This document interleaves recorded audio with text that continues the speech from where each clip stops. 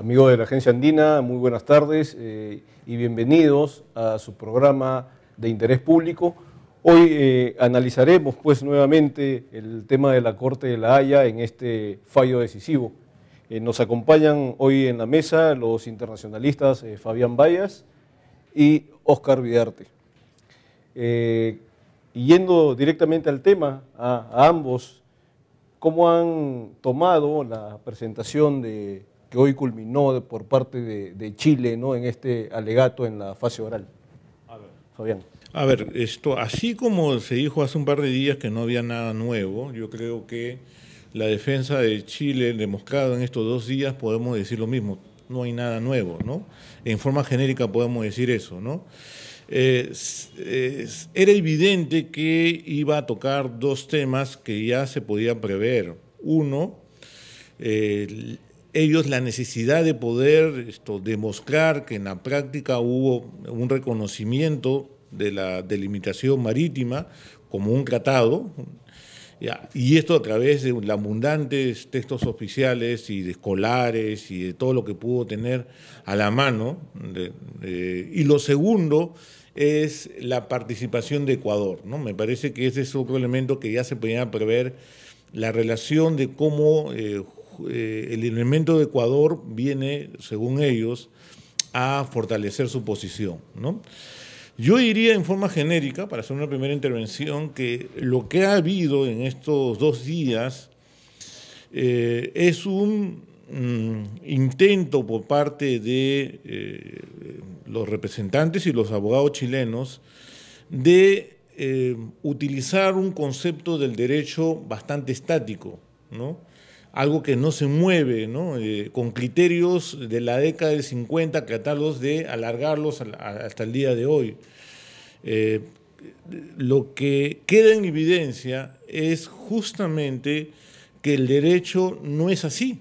El derecho es como toda disciplina, tiene un movimiento, tiene una dinámica, hay un nuevo derecho y va evolucionando. Específicamente, ya para entrar en detalle, el tema de lo que es el derecho marítimo, ¿no?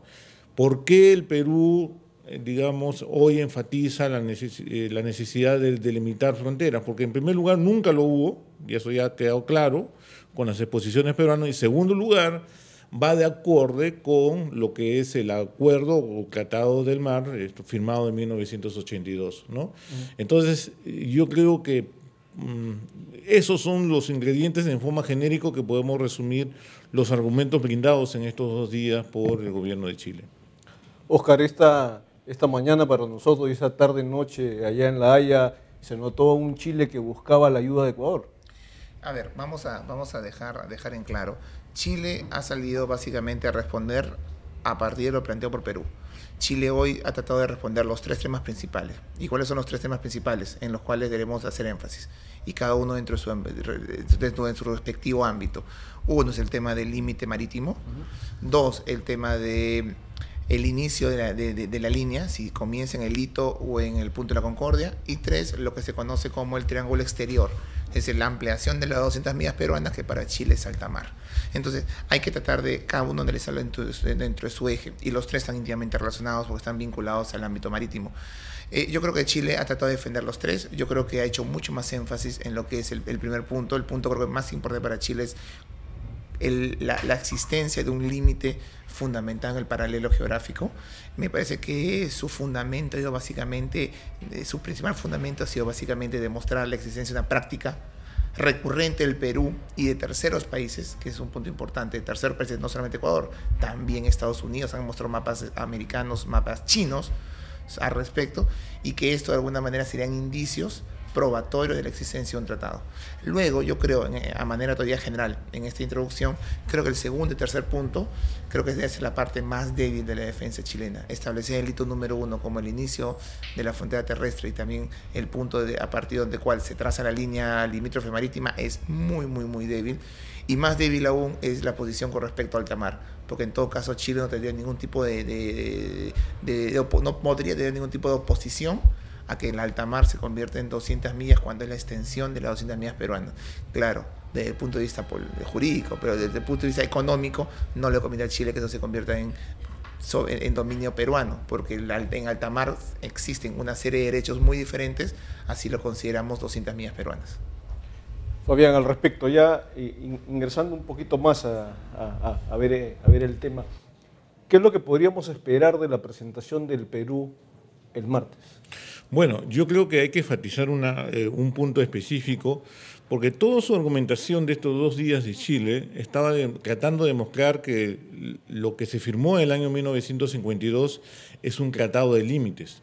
Y hay que tener claro acá lo siguiente: creo que nadie puede dudar de que fue un acuerdo firmado entre las 3 partes, que es un tratado, pero no es un tratado de límite, y eso es lo que están tratando de confundir las intervenciones de Chile. No es un tratado de límite simplemente porque ya sabemos que no cumple las condiciones que cualquier tipo de tratado tiene. Ya hemos hablado que por anteriores juicios que han llegado a La Haya, un tratado no se puede inferir de lo acordado anteriormente, tiene que ser totalmente explícito, claro, ¿no? Firmado por ambas partes y presentado a las Naciones Unidas y aprobados por sus respectivos gobiernos. Y esto es lo que no está cumpliendo en el caso de los acuerdos de 1952. ¿Es un tratado? Sí, pero no cumple las características de un tratado de límites. Eso yo creo que va a ser enfatizado el día martes, cuando participe el Perú. Yo creo que van a ser uno de los puntos más importantes. Óscar, ¿acuerdo pesquero o tratado? Hay un punto adicional que responde a tu pregunta y que complementa lo señalado por Fabián, y es que la posición peruana, además de todo lo señalado por Fabián, ha hecho énfasis en un tema fundamental, y es que no podemos entender los tratados del 52 y 54 a la luz del 2012. Es decir, la posición peruana ha hecho énfasis mucho en eso. Hay que entenderlo a la luz de lo que era el derecho del mar en ese entonces. En ese entonces todavía se hablaba de 3 millas náuticas. Las 200 millas fue una propuesta innovadora en su momento y que nace en el Pacífico Sur. Entonces, no había ningún tipo de mecanismo para regular nada, ni siquiera cómo establecer una línea limítrofe marítima. El paralelo era el mecanismo más práctico en ese entonces porque la línea del paralelo es fácilmente demostrable. Establecer un concreto de línea podía provocar problemas entre nuestros países, que estábamos enfocados en defender que las 200 millas. ¿Para qué? Para evitar pues el mal uso de nuestros recursos en general marítimos enfocados en ese momento. Entonces hay que entenderlo eso en ese contexto. Por eso cuando Chile hace referencia a antecedentes, que se habla del límite, sí, pues estamos dentro del contexto de los 50. Una cosa muy diferente es los 50 y los 60 y otra cosa muy diferente es lo que puede ser en los 80. Por eso cuando Chile dice, me parece curioso que recién haya reclamado el Perú 86. Sí, pues, porque en los 80 recién, a partir de la Convención 82, contamos con las herramientas jurídicas para saber cómo se delimitan, en este caso, los límites marítimos y más temas vinculados a la explotación conjunta, etc. Entonces, ahí es cuando el Perú le dice a Chile, bueno, vamos a delimitar. A mí el problema básico, y siempre lo digo, y es que me parece que en Chile se genera, no voy a pensar en mala fe, aunque los chilenos han hablado de mala fe en el Perú, yo no creo en la mala fe de Chile. Lo que yo sí creo es que en Chile se ha generado una ficción de soberanía. Es decir, ellos han creído que tenían soberanía, han ejercido un dominio en virtud de un régimen precario, provisional, que nace en los 50, totalmente para evitar problemas para nuestros pescadores en el régimen pesquero, y que ellos han seguido ese dominio, o lo han tenido el dominio, es evidente, han creado una ficción de soberanía, y cuando el Perú le reclama, es la respuesta del gobierno chileno, vamos a estudiarlo. Bien sencillo, si Ecuador mañana viene y reclama Tumbes, tú no puedes decir voy a estudiarlo. El Tumbes es peruano inmediatamente, porque las autoridades peruanas saben dónde son los límites del Perú. Bueno, tú le planteas una negociación y ellos te dicen, no, voy a pensarlo. No estaban ni siquiera seguros de que tenían un límite. Y por eso, recién la cartografía chilena ha comenzado a construir la línea limítrofe a partir del 86. Y es lo que dice el Perú. El Perú le ha dicho el primer día, y Chile no lo ha demostrado, preséntenme un mapa, una cartografía oficial ante el 86 que ustedes señalan que es línea limítrofe. Y no lo hay. ¿Por qué? Porque se construyó a partir del 86. Hay que mantener este dominio. ¿Y cómo lo mantenemos? Han visto los tratados, han hecho una interpretación del tratado, un tratado que, como dijo Fabián, no tiene ni las consideraciones técnicas, ni la cartografía para hacer, o sea, nuestros representantes no sabían derecho al mar. Seguramente no se sabía derecho al mar, no había el derecho al mar como hoy se conoce, pero sí sabían cómo hacer tratados limítrofes. y porque el Perú ha tenido muchos problemas en materia y sí sabíamos cómo construirlo. Y esos 8 párrafos no es un tratado limítrofe. Lo dicho por Oscar me permite traer a la mesa la última pregunta dejada antes de la conclusión de esta fase oral por el lado chileno, y es de si en esa época se podría proclamar y delimitar ya un territorio, Fabián. No, porque simplemente el derecho acerca del mar ha tenido una evolución, fueron bastantes años de discusión. Acuérdate que es el mismo criterio que se utilizaba para poder definir cuál es el área del mar en el cual un país tenía soberanía. Al comienzo nunca se habló de 200 millas, se comenzó del tiro al cañón, ¿no? En el tiempo de Berrenato, pues, ¿qué tengo la soberanía? Hasta donde llegaba, digamos, un tiro de cañón. Luego se habló de 12 millas y luego se habló de 200 millas. Entonces, como vemos, los criterios que se consideran evolucionan a través de la historia, ¿no?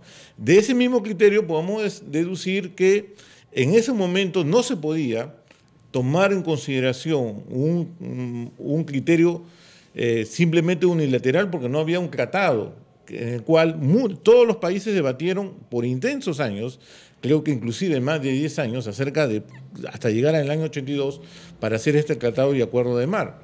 Entonces, yo creo que en ese momento no había los criterios suficientes como hay el día de hoy, ya con un tratado vigente, para poder delimitar el mar. Por eso es que el reclamo peruano es totalmente justo.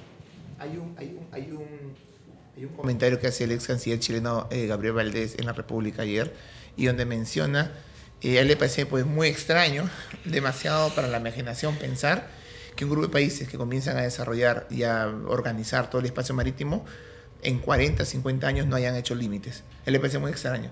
Hasta los 80, es decir, haber pasado 30 años hasta los 80 sin límites. Bueno, yo le puedo plantear el mismo comentario, plantear el recomentario a él y decirle, a mí también me parece muy extraño que 3 países que se unen para entender las 200 millas como su punto base de defensa, finalmente en el caso peruano, solamente 200 millas hay a partir de Ica. Es decir, puntualmente, las 200 millas en el Perú están en Punta San Juan, Ica. Y desde Punta San Juan hasta el sur, en ninguna parte del territorio hay 200 millas. Hay 180, 20, 10. Entonces, ¿no le parece a ustedes incongruente crear un sistema de protección de 200 millas y dejar al 40% o más del territorio peruano sin 200 millas? Entonces, eso me parece muy incongruente. Yo le puedo plantear la misma repregunta a él, es decir, ¿por qué sucede eso? ¿Por qué? Porque estos son sistemas provisionales. En tanto, nuestra mayor preocupación es la explotación, la depredación que se da de nuestros recursos.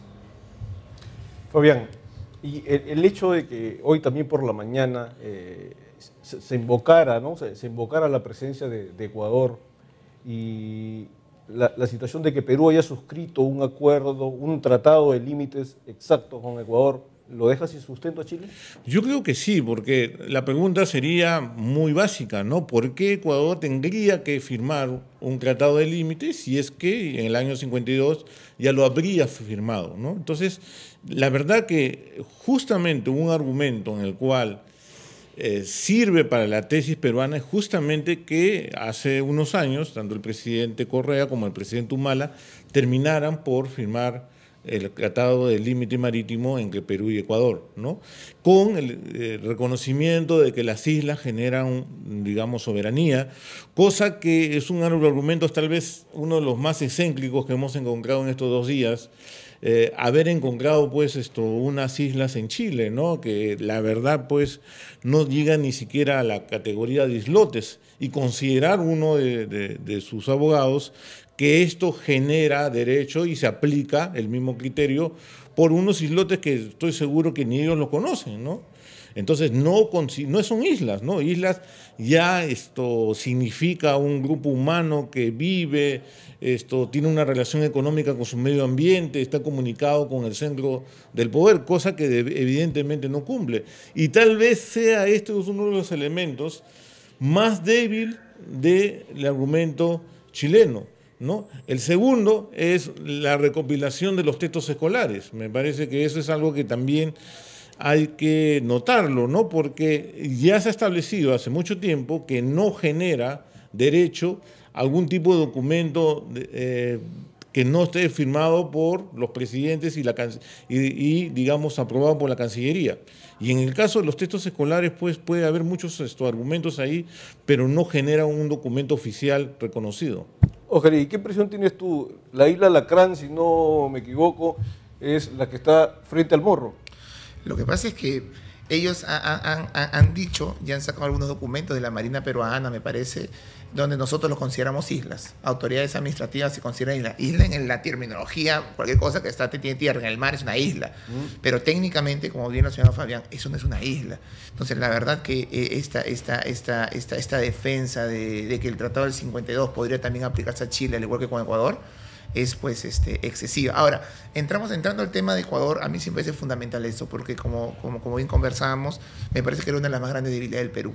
Al inicio de este proceso, una de las mayores debilidades del Perú era cómo poder demostrar que no es acuerdo sin afectar los derechos de Ecuador. ¿Y hoy es una fortaleza? Hoy se sanea esa debilidad con el acuerdo 2011, porque justamente la fortaleza chilena era decirle por qué con Ecuador se reconoce que es tratado y con Chile no, lo cual podría causarnos abrir un segundo escenario de disputa con Ecuador. Ese tema se soluciona. Se firma el acuerdo y el acuerdo es demostración clara, como bien ha señor Fabián, de que no existía acuerdo previo. Nadie firma acuerdo 2, 3 veces. No había, y se establece pues el régimen precario que se había creado en virtud de las islas y lo que se establece en el 52. Entonces se repite el régimen precario. No significa esto que un acuerdo con Chile debería repetirse el régimen precario establecido, porque en el caso ecuatoriano ese régimen precario era como el paralelo, con la diferencia de la existencia de islas. Ahora, lo interesante de Chile no es solamente que introdució Ecuador, sino que comienza a introducir a la comunidad internacional. Y esto es importante porque, como decíamos antes de comenzar, la tesis chilena es básicamente: si algo ladra como perro, juega como perro, se raja como perro, es un perro. Es decir, si Perú tiene actos propios que reconocen la línea, si Ecuador la reconoce, si Estados Unidos, si China la reconoce, si le inscriben en la ONU, por lo tanto es un límite marítimo. Y la verdad es que eso será en la biología, pero en el derecho internacional eso no funciona. Ahora, una de las quejas chilenas es, y Chile desconoce mucho el contexto político e histórico, y ese es un tema muy preocupante, porque dice, se demuestra de que es un tratado de límites porque lo inscribe en la ONU. Obviamente había que escribir en la ONU porque la posición peruana, chilena y ecuatoriana era realmente importante. Las 200 millas teníamos que sustentarla a nivel internacional. No podía quedar solamente entre un acuerdo en 3 países. Había que ratificarlo por el Congreso, había que ponerlo en la ONU, y si había una corte marciana también, para demostrar que estamos peleando por 200 millas, algo que en los 50 era totalmente innovador. Ellos lo han querido interpretar como si fuera un indicio de que era un tratado y que era muy importante. Muy interesante lo que dice Óscar, Fabián, porque Chile anuncia y dice que tiene 50 opiniones académicas que sostienen su visión del paralelo. Bueno, sí, yo quiero seguir la misma línea y justamente lo que tú mencionas, ¿no? Los contextos políticos internacionales son muy diferentes, ¿no? En la década de 50, acordémonos con qué estamos luchando. Estamos luchando contra los grandes países del mundo que tenían flotas gigantescas, inclusive podían no solamente pescar, sino procesar lo que pescaban y hasta dejarlo en latas de atún, ¿no? Y que se introducía muy cercano a las orillas de los países, como en el caso del Perú, Chile y Ecuador, en aquella época, y hasta ahora pues, se conoce pues, que el mar de Humboldt es pues, un mar muy rico en peces y variedades y calidad de los peces en general. Entonces, el contexto que se establecía era cómo reivindicar colectivamente, porque un país solo no podía hacerlo, ante una lucha de estos grandes intereses internacionales. Y me acuerdo mucho de haber leído acerca de la flota de Onassis de aquella época, ¿no? Que era muy famosa por pescar justamente en mar peruano e irse inmediatamente cuando iba algún buque de guerra.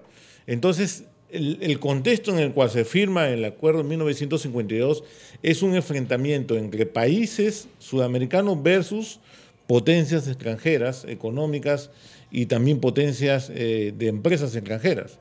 No es el deseo de poder limitar el mar entre los propios países, sino enfrentar a un enemigo mucho más poderoso que se presentaba. Sí, con respecto a este tema, pueden haber 51 o 52 académicos, es verdad, pero hay que tener en claro que las voces académicas no generan derechos ni obligaciones, no son, en otras palabras, en derecho internacional, fuentes de derecho. O sea, pueden ayudarte a entender algo, pero no son fuente de derecho. Es más, si el papá del embajador Diego García Sayán tuvo unos comentarios en los 50, pues a la luz hay que entenderlo del desconocimiento que había sobre el derecho al mar y que, bueno, eso pueden haber en el Perú, en Ecuador, en Chile, y es parte del contexto de la insuficiencia de herramientas para poder determinar. No porque él diga que eso puede ser el límite marítimo, si es que lo hubiera dicho, es que ya es una prueba de que los peruanos creíamos y genera obligaciones en el Perú. También han mencionado la tesis de la doctora Marisol Agüero, que es parte de la comitiva peruana, y han dicho que la tesis, ella señala que hay límite marítimo. Bueno, hasta pueden equivocarse, eso no genera derechos y obligaciones sobre el Perú. Esto es importante. Y dos, sobre el contexto histórico, es fundamental. Por ejemplo, hay una pregunta que se hace mucho en Chile y es en torno a ¿por qué esperaron hasta el 86 para hacer la demanda? Y eso obviamente ellos no se dan cuenta del contexto histórico. Uno, por lo que ya mencionamos, la Convemar y todo lo que significó la instrumentalización de todo el derecho en materia del mar. Y dos, porque la relación con Chile es una relación compleja. Es decir, acordemos que el Perú ha estado hasta el año 1999, tratando de cerrar todas las consecuencias o los pendientes de la Guerra del Pacífico. Y recién lo cierra menos de 120 años después. Entonces, nosotros tenemos preocupaciones que pasaban en los 70, por ejemplo, con el tema chileno, con el Tratado del 29, con las relaciones con Ecuador, porque es un contexto muy difícil. Nosotros no queríamos abrir otro frente de batalla con Ecuador, con el cual teníamos una relación en ese momento mala. Entonces, estamos desconociendo lo que era el panorama geopolítico regional y que imposibilitaba. Lo mismo podemos decir en los 90. En los 90 queríamos cooperar con Chile y al mismo tiempo solucionarlo el Tratado del 29, que lo solucionamos en 1999. ¿Hubiera sido lógico para una cancillería como la nuestra abrir otro frente de análisis que hubiera sido el tema marítimo? No.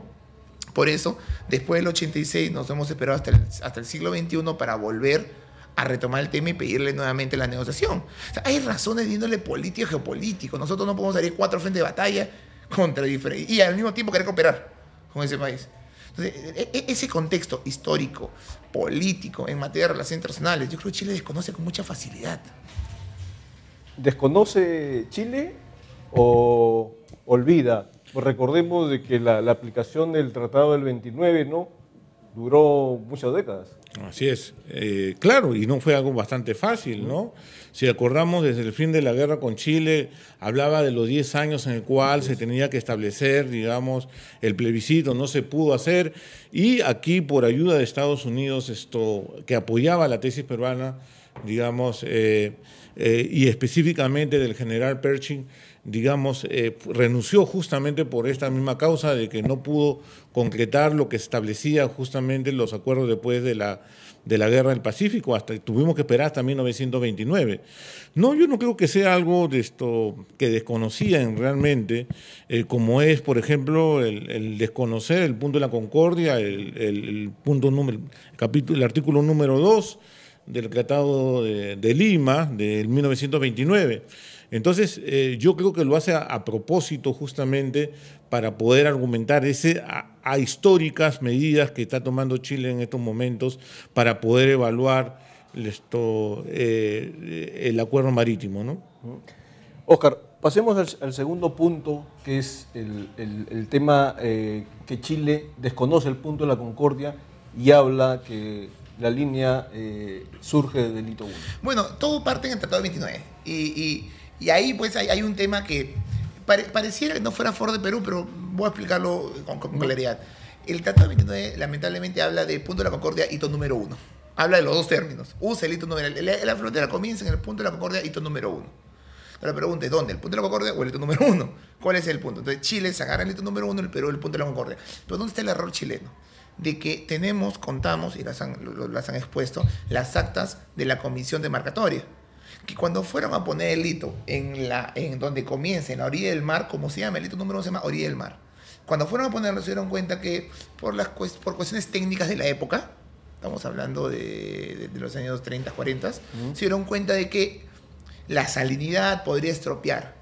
Entonces, para que no haya problemas, lo movemos, ¿qué te parece? 180 metros, son 180, 170 metros más, siguiendo la misma línea de la Concordia. No saliendo, siguiendo la misma línea, para que la salinidad no lo dañe. Entonces, y además, el Perú ha demostrado que existen mapas chilenos de la época que, a pesar de que colocan el hito número 1, consideran la extensión de la línea hasta la orilla del mar. Entonces, Chile, ¿qué dice ahora? Una interpretación bastante limitada, señalando que, como se señala que el hito número 1 es donde comienza la frontera, según el tratado, que en verdad lo dice, por lo tanto, comenzamos en el hito número 1 y dejamos un espacio territorial en blanco. ¿No da cuenta? Es como que los legisladores del 29, ya de por sí un proceso difícil de solucionar que venía de décadas, dejaron un espacio sin delimitar, un espacio vacío. Claro, Chile trata de llenar ese espacio diciendo que a partir de ese momento, a partir del hito, se señala la línea paralela marítima. Dos cosas. En primer lugar, ¿cómo podía suponer eso el señor del 29? En el Tratado 29 no había referencias marítimas. Y dos, parece como ilógico que la línea marítima comience a 180 metros más adentro en tierra. O sea, la primera línea marítima comienza en territorio, en tierra, dejando 180 metros de límite marítimo en tierra. Chile ha tratado de demostrar que existen casos en el mundo parecidos, pero eso tampoco genera derechos. Lo cierto es que es ilógico, y también es cierto que en el 29 no están. Sería muy, muy, muy raro pensar que los del 29 hubieran dejado un espacio sin delimitar. Fabián, el agente peruano Alan Wagner ha señalado hoy de que hay grandes vacíos en los alegatos de Chile. Los hemos estado viendo en la mesa.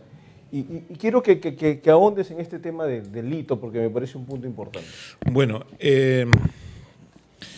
uno de los problemas que tiene, digamos, es el desconocimiento que tiene Chile específicamente de reconocer que, digamos, la proyección viene de la Concordia y no del hito número 1.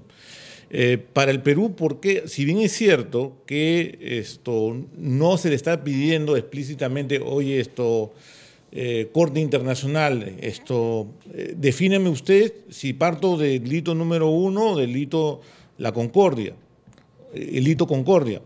No está pidiendo eso el Perú, ¿no? Creo que dentro de sus resoluciones sí va a tener que contemplar ese punto, que va a ser específicamente por Concordia y no por el hito número 1. ¿Por qué? Porque la diferencia de 180 metros o 170, lo que puede hacer entre ambos hitos, al momento de hacerse la proyección sí es bastante significativo, ¿no? A nivel de lo que es el mar territorial. Esa es la importancia que tiene en general. Yo creo que este es uno de los vacíos, el haber salteado reiteradamente el punto Concordia, pese a que, como se demostró, la posición peruana aparece en sus mapas de propio Chile en reiteradas oportunidades, y esto del hito número 1 ha salido algo en comparación al momento, algo muy reciente, ¿no? No es algo que, digamos, tenga años o sea una interpretación inicial, sino que ha sido tal vez de 1990 para adelante, ¿no? Más o menos, el interpretar que la proyección tiene que hacerse del hito número 1, ¿no? Ya explicó Oscar muy bien por qué ese cambio, y la verdad que nos afectaría mucho, aunque reitero que el tribunal no se va a pronunciar detalladamente. ¿Por qué? Porque esto es una demanda de delimitación marítima y no de delimitación terrestre, ¿no? Y otra cosa adicional, de que el Tratado del 48, el Pacto de Bogotá, por el cual nos obliga el CIJ, en un artículo señala que no puede velar, no puede tratar, no puede resolver problemas ya resueltos en tratados anteriores. En este caso, el Tratado del 29. Por eso el Perú no está demandando. El Perú lo que está diciendo indirectamente es que si ustedes consideran, como dice la posición peruana, de que no hay límite, tienes que trazar el límite.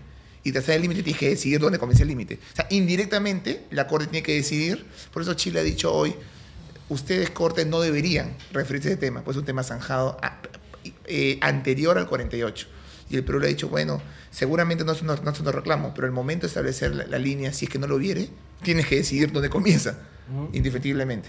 Y va a ser una incógnita también, digamos, siguiendo con la misma secuencia de lo que sí debe considerar o no aquellos que han firmado el Pacto de Bogotá, es dónde va a quedar la demanda de Bolivia, ¿no? ¿Cuál va a ser el espacio en el cual Bolivia puede, digamos, pedir justicia, ¿no? Porque por la misma razón que está diciendo Oscar, no se va a poder aceptar la Corte Internacional de La Haya el caso boliviano. por dos razones. Bueno, la primera que fue subsanable, en el caso de Bolivia no firmó el Pacto de Bogotá de 1948 hasta algo muy recientemente. Y lo segundo, que él está reclamando sobre un tema de 1904, anterior, pero firmado un tratado de 1904, en el cual esto no aplicaría el Pacto de Bogotá, por lo tanto, Chile no está obligado a atender este tipo de reclamo. La verdad que hasta ahora me es una incógnita cuál sería el espacio de donde se le pudiera administrar justicia a Bolivia. Además, porque Bolivia no desconoce tratados, sino que lo considera injusto, lo cual hace más difícil. Pero en el caso de Bolivia, se señala de que Bolivia firmó este tratado de límites con Chile en ocupación, con lo cual invalidaría ello. Lo cual no es tan cierto. Estamos hablando ya de casi 20 años después de la guerra, 1904, inicio del siglo XX. Eso no es tan cierto. Hay que entrar en los pormenores bolivianos, que no los conozco, ya los temas de detalle, pero hay algo que es cierto, y es que Bolivia, su mayor fortaleza es básicamente la solidaridad internacional de una situación, de un país que tuvo mar en un momento, que fue raptado en un momento histórico de manera muy lamentable, y que finalmente Bolivia deduce que esa es la principal razón de su condición de ser el país en Sudamérica con menores índices en todo sentido de la palabra. Entonces, Bolivia logró una gran solidaridad internacional, pero jurídicamente hablando, son tratados válidos, ratificados por ambos países, y que va a ser muy difícil que la Corte pueda de alguna manera creer que son temas que pueden ser estudiados nuevamente. Yo creo que ahí, para el Bolivia, su caso es mucho más complejo. Dentro del análisis de la mesa pongo también el tema del llamado triángulo externo. Bueno, la verdad que esto es algo que Perú lo considera natural, que es parte de las 200 millas peruanas, en el cual muy sarcásticamente podemos decir Chile lo está llamando ultramar, ¿no? Que es lo que se le denomina el triángulo externo dentro del reclamo peruano, ¿no? La verdad que a mi parecer, yo creo que el punto más fácil, los demás puntos en el cual se va a reconocer el Perú.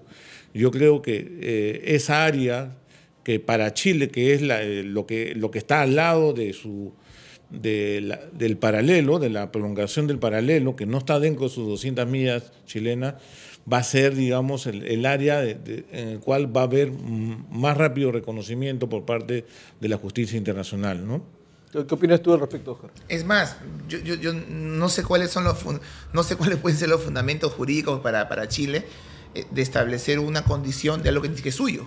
Es como que el Perú quiere establecer la condición de un alta mar entre dos países asiáticos. Es decir, Chile puede tener una posición, establecer derechos sobre lo que él considera su dominio, pero sobre lo que no es su dominio no sé cuál es su posición. Obviamente hay consideraciones de dinero, como dije temprano, económico, para ver cuál es su interés de que eso no sea dominio marítimo peruano, sino más bien alta mar. Genera derechos absolutos sobre las embarcaciones, la pesca, la explotación, con mucho menor regulación en lo que puede pasar dentro de las 200 millas soberanas de dominio marítimo de un país.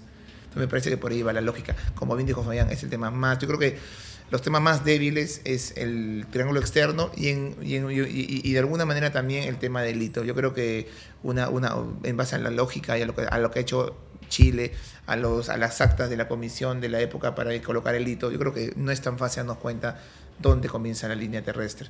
Me parece que el punto más duro va a ser que finalmente es el principal objetivo del Perú, y es establecer la línea limítrofe marítima entre los dos países. En perspectiva, ¿qué es lo que debemos esperar los peruanos en torno a la presentación del martes, que ya sería la última del Perú en la fase oral? Yo creo que el Perú va a tener que enfatizar muchos puntos y levantar algunos puntos que se han dicho el día de hoy y el día de ayer. Va a enfatizar el tema de lo que no es un tratado marítimo, un tratado de limitación marítima. Yo creo que va a tener que reafirmar ese punto, aunque esto para nosotros está muy claro. Lo segundo, que ningún texto escolar o texto de manejo oficial con orden de tipo práctico genera derecho. Tercer lugar, que Chile no ha tenido el dominio marítimo durante los 60 años sin reclamar, porque ahí estaría desconociendo la iniciativa de Bácula, de nuestro embajador Bácula en el año 86. creo que serían los principales puntos que el Perú va a tener que reforzar, va a enfatizar más para poder atacar al corazón de las tesis chilenas. Y de tu punto de vista, Óscar, ¿cuál sería el centro de esta última presentación que tendría Perú en esta fase? Yo creo que los temas los ha mencionado bien Fabián. Yo creo que las últimas 6 horas peruanas tienen que tener un espacio para la crítica, para contradecir la posición chilena a la que acaba de exponer, un espacio para reforzar las debilidades chilenas, la falta de cartografía, la falta de medios probatorios propios, que no los tiene, habla de terceros, las debilidades de la práctica para establecer límites marítimos, las debilidades de la posición chilena, y 3, que debe ser las últimas 2 horas, es reforzar cuáles son los puntos básicos de las 3 demandas peruanas, los puntos básicos, que ya los mencionó bien Fabián. Y yo creo que la verdad es que estamos hablando con equipos jurídicos, tanto el peruano como el chileno, de primer nivel.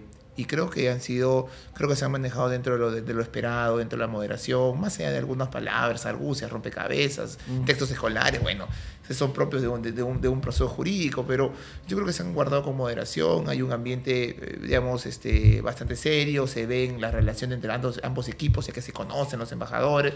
Me parece que es un ambiente distendido donde se puede presentar cada uno su posición, y eso es importante, que el público haya podido ver hasta hoy que no estamos en un ring de box, no estamos en un proceso como algunos pensaban al estilo anglosajón, ¿no? Donde sale un testigo, se insultan, hay careos, no al lugar, hay gritos. No, este no es un proceso anglosajón, la fase oral es simplemente una fase donde reafirmas tu posición y tratas de que los jueces interioricen tus principales conceptos para fines de la deliberación, para la sentencia. Entonces, me parece importante que la opinión pública vea que no estamos frente a una batalla campal, que esta fase debe terminar la próxima semana. Debemos entrar en una fase de descanso hasta el día de la sentencia, hasta la sentencia que debería ser en julio y agosto. ¿Por qué? Porque ya de por sí el proceso y sobre todo la sentencia va a ser un momento difícil para cualquiera de las partes. Yo espero que para Chile, pero va a ser un momento difícil. Si es que la sentencia nos favorece, la sentencia se debería dar en un contexto muy sensible en Chile. Estamos hablando de julio, agosto, estamos hablando en pleno proceso electoral chileno. Entonces, van a haber halcones que van a salir, van a haber populistas que van a tener que ganar votos en virtud de una opinión pública que estoy seguro que va a ser favorable a desacatar, a no acatar el fallo. Entonces, yo no dudo de que sea un contexto difícil, que las relaciones de cooperación se vean un poco melladas. Por eso es importante lo que hagamos desde ahora.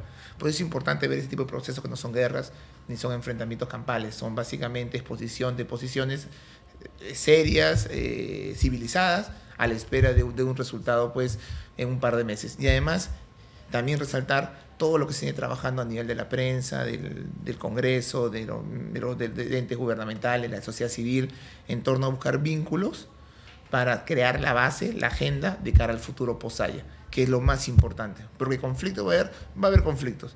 Seguramente yo estoy confiado que Chile cumpla, yo estoy convencido de eso, que Chile va a terminar cumpliendo, y también el Perú en caso de un fallo negativo, y vamos a cumplir ambas partes, pero lo importante es plantearnos cuál es la agenda futuro. Esa agenda que posibilitó una buena relación con Ecuador en el 98, hoy también posibilite, y también recordemos en 10 años que la sentencia de Haya, más que ser un punto negativo, fue un inicio de una muy buena relación, como fue el 98 en su momento, que se habló de alguna manera mal en el Perú, y hoy recordamos ese momento como un punto de quiebre en nuestra relación con Ecuador. Me gustaría plantear una última pregunta aquí a la mesa, y es justamente referido a lo que dice Óscar, ¿no? El trabajo post-Haya. ¿Qué nos queda hacer a nosotros los peruanos en el frente interno, Fabián? Yo creo que ha habido una campaña ya importante, pero yo creo que debe continuar el tratar de sacarnos un antichilenismo barato, ¿no? Que yo creo que es parte, lamentablemente, de unos sectores populares y la formación de nuestra propia identidad, ¿no?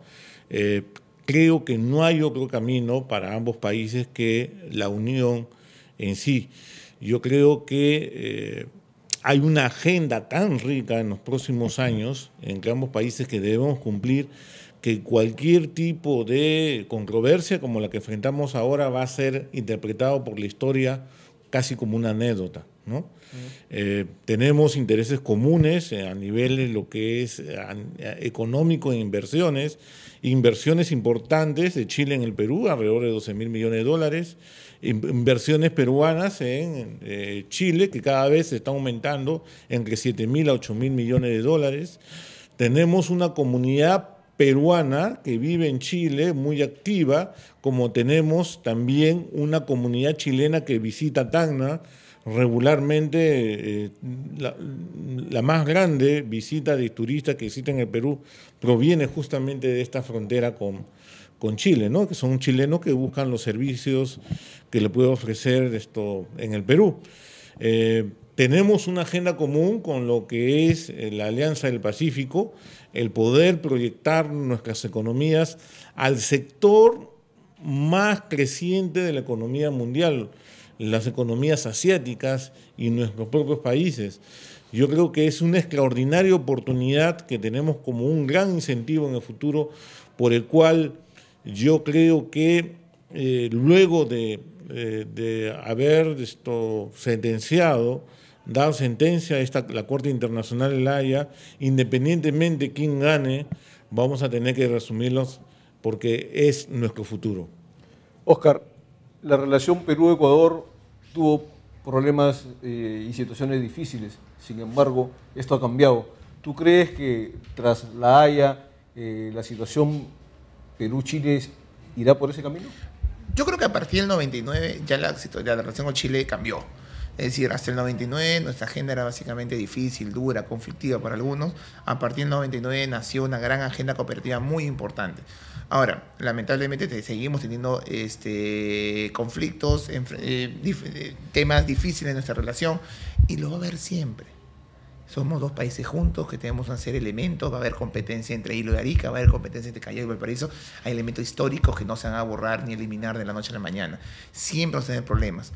El tema no es eliminar los problemas y los diferendos, los conflictos, sino básicamente construir una agenda común. Y yo estoy convencido de que si ambos gobiernos comienzan a trabajar desde ahora, conjuntamente con la sociedad civil, con todos los sectores mencionados, inclusive la prensa, yo creo que podemos llegar a una situación bastante cordial en la relación, que es innegable, que ya venimos trabajando. No podemos pensar en conflictos bélicos, en que se hable en la calle, en enfrentamientos bélicos. Dos países que vienen cooperando a nivel de integración regional, en materia comercial, con una balanza comercial muy, muy rica entre ambos países y favorable al Perú además. Entonces, yo creo que ahí tenemos una agenda para desarrollar que no podemos negar. Bien, amigo de la Agencia Andina, pues agradecemos a Óscar Vidarte, profesor universitario internacionalista, a Fabián Bayas, profesor universitario y amigo de la casa, y con nosotros hasta una próxima oportunidad.